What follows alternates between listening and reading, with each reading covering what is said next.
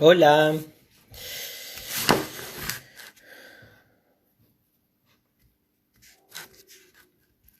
a ver si aparece Mercedes de Jóvenes por el Clima. Así hacemos el vivo de hoy. Ahí está.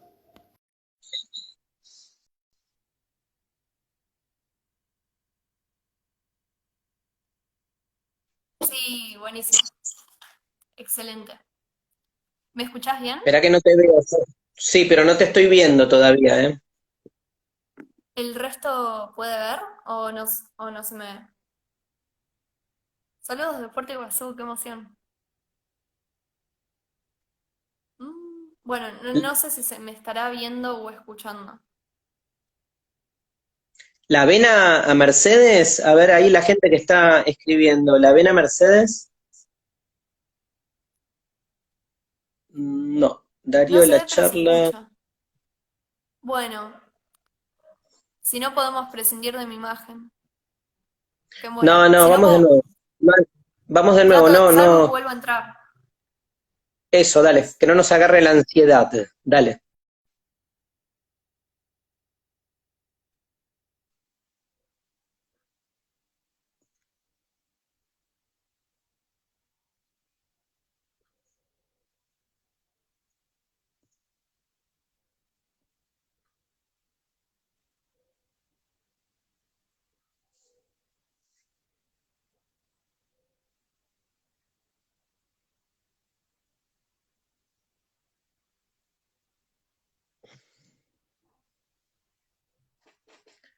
Me encantan los que me dicen que estoy despedido.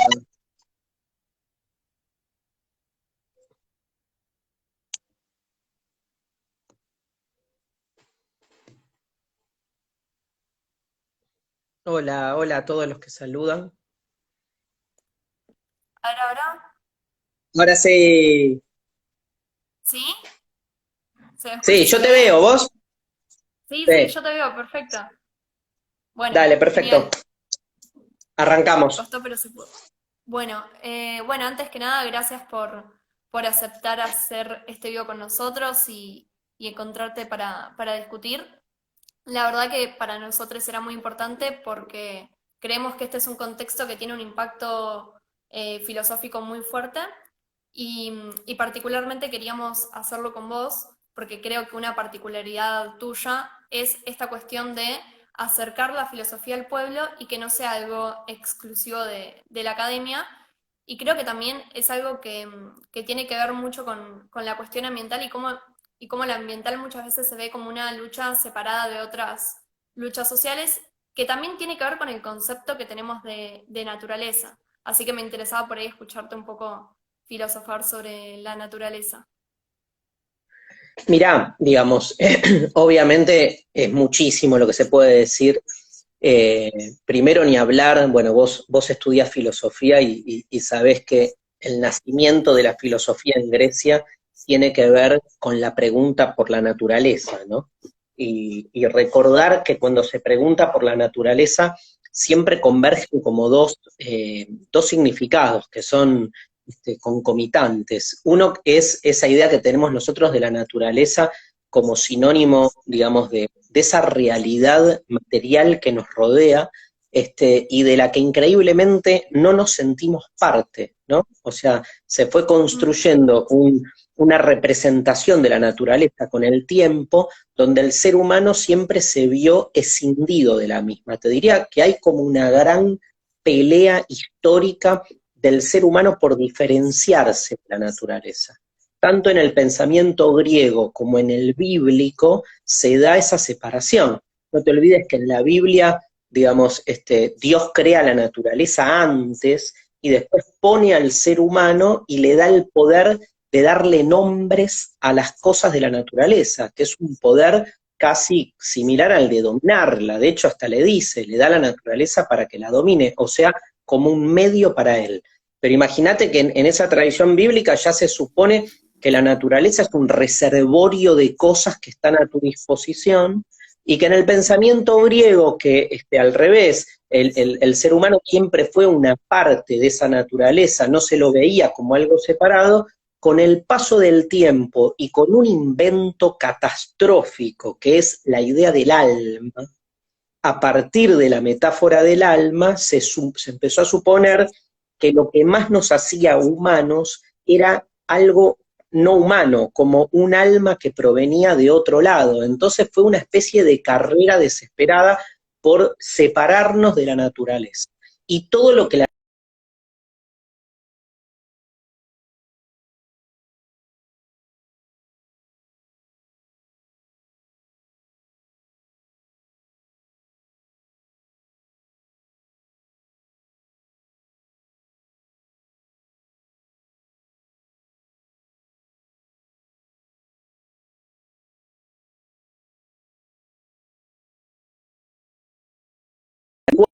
siempre se visualiza como algo. ¿Escucha? Ah, Sí, se, ahí se volviste, colgó. ahí volviste. Espera que voy a desactivar los comentarios, que eso alenta y dificulta. Ah, ok, Ahí está. puede ser. Ahí está mejor. Que lo que te decía es que esa separación hace que esa idea dualista, digo, del ser humano como un compuesto de alma y cuerpo, tiene que ver con que el cuerpo es lo que nos arraiga a la naturaleza, y el alma, esto es lo más loco, nos arraiga a lo más propiamente definitorio de lo que somos, como que nada de lo que tiene que ver con nuestra relación con lo natural nos define como seres humanos, sino que lo humano tiene que ver con romper con lo natural, irse de ahí, ¿no? Desde la cultura, desde la técnica, desde donde sea. Y entonces se provoca esa separación, ¿no? Esta idea, digamos, además me acuerdo, deberás haber estudiado esa definición famosa de Aristóteles que define al ser humano como un animal racional. Lo racional es lo que nos diferencia de lo animal, o sea, esta plataforma animal que somos es algo que hay que dominar, hay que domesticar, está todo el tiempo ahí como pregnante tratando de molestarnos y lo que tenemos que hacer es someter esa parte, ¿no? Entonces, la naturaleza siempre se la entendió escindida. Ahora, hay una segunda, yo te decía al inicio, hay una segunda vertiente, que define naturaleza como sinónimo de esencia, ¿no? Como quien pregunta, no sé, digo, ¿cuál es la naturaleza de un triángulo? Y no estás preguntando si el triángulo tiene ramas o si le salieron flores, o sea, malísimo el chiste, ¿no? ¿Qué La iba a decir? pregunta, no, no importa. La pregunta por la naturaleza del triángulo, ¿cuál es? ¿Cuáles son las características que definen esencialmente al triángulo en lo que es para diferenciarlo de otras cosas? O sea, la naturaleza humana, ¿qué carajo es? Es aquello que nos define como humanos, o sea que la palabra naturaleza, increíblemente, fue resemantizándose y significando justo, digamos, lo contrario a eso que nos queremos sacar de encima, que es la idea de algo de lo esencial, de lo importante, de lo que nos define en tanto lo que somos nosotros o cualquier cosa.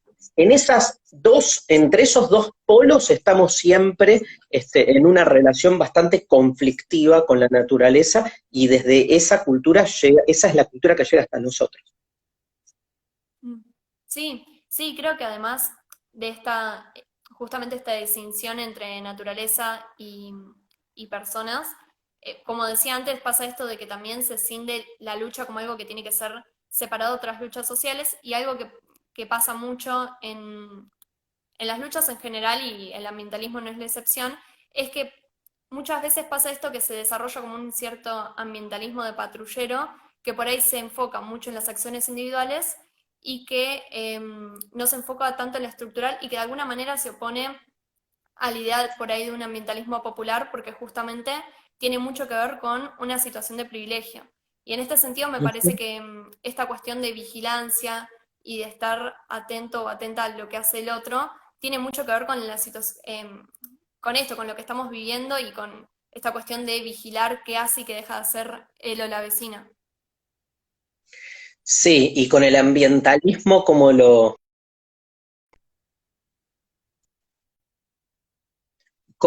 ahí, hola, hola, ¿estás? ¿Hola? Sí. ¿Cómo lo conectás con el ambientalismo? Y porque muchas veces pasa esto de que, por ahí, en lugar de criticar un sistema macroeconómico o por ahí una cuestión más estructural, se critica o se vigila las acciones individuales que son importantes, pero que por ahí no alcanzan a modificar esto, un sistema que también influye en las acciones individuales, en el sentido de la vigilancia hacia el otro o hacia la otra. Que por ahí mi pregunta más precisamente es si crees que esto es algo exclusivo del ambientalismo, esta cuestión de poner el ojo en las acciones individuales, o que tiene que ver con algo intrínseco de nuestra sociedad.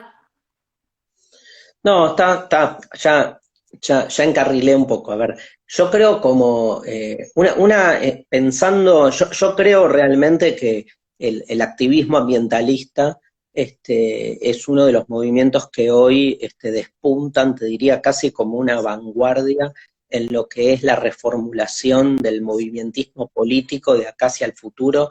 Obviamente el ambientalismo no es algo nuevo, pero me parece que tiene un posicionamiento ahora, digamos, que tiene que ver también con cómo van implotando los problemas ambientales, que cuando el ecologismo empieza a surgir como alternativa social, pienso en los años 80, por ejemplo, todavía el deterioro ambiental, no es que no existía, pero todavía no se lo veía tan directamente. Lo que de algún modo juega a favor de cierta conciencia ambientalista es que el mundo está cada vez más hecho mierda, y eso es algo que lo vamos notando ya en el día a día. Entonces, como que yo creo que uno de los grandes problemas que tuvo el ecologismo en su momento fue que, digamos, todas sus predicciones de lo que finalmente está pasando, ¿no? No se veían en el momento. Entonces, generaba siempre como una situación, digamos, donde muchos por ahí comulgaban con el ideario, pero no los terminaba de comprometer en la lucha concreta. Hoy eso cambia, eso me parece que es fundamental, y que aparte se acompaña con otro tipo de luchas parecidas, por ejemplo, la lucha por la deconstrucción de la industria alimentaria, por ejemplo, ¿no? De cómo, digamos, en aquellos lugares donde se nos va normalizando, no solo en una ética o en una estética, que son los lugares más fáciles de visualizar las formas de disciplinamiento social, sino también en una dietética, ¿no? En una erótica, incluso diría Foucault en su historia de la sexualidad, cómo son lugares, la dietética es un lugar muy fuerte, porque uno, digamos, cuando come, ingiere, con todo lo que esto también implica metafóricamente, ¿no? Pero, digamos, su cuerpo va ingiriendo y se va de algún modo constituyendo a sí mismo a partir de un montón de alimentos que cuando uno los empieza a deconstruir en el sentido más llano de revisarlos, se va dando cuenta de todo lo que eso implica, no solo en términos de contaminación de nuestro cuerpo, sino de procesos que quedan solapados, que tienen que ver, digamos, con el modo de relacionarse con el viviente no humano, o tiene que ver también con las diferencias de clase, ¿no? Hoy que es el Día del Trabajador, es un buen momento para preguntarse ese mate que estás tomando, digamos, quién cosechó la yerba, ¿no? Y cuánto cobró por esa cosecha de yerba, no el yerbatero que es el dueño de la chacra, sino el peón que trabaja y sigue trabajando y probablemente hoy esté trabajando a esta hora para ganar los 2 mangos que gana. Digamos, todo eso que está oculto de algún modo en estos lugares como más naturalizados. Me parece que ahí hubo un cambio importante a partir de la revuelta feminista. Yo creo que el feminismo lo que hizo con su lema de lo personal es político, es que empiecen a abrió como una ventana, ¿viste? Para que empiecen a colarse vientos nuevos de otras formas de militancia, de activismo, como la de ustedes, por ejemplo, que están de algún modo renovando una política tradicional que está vetusta y que de algún modo carece cada vez más de representatividad. Entonces, digamos, esto a favor, ¿no? Del modo en que ustedes trabajan y de cómo resolver ese conflicto. El otro conflicto, que es un conflicto que, digamos, en los movimientos de masas del siglo XX, digamos, los cambios sociales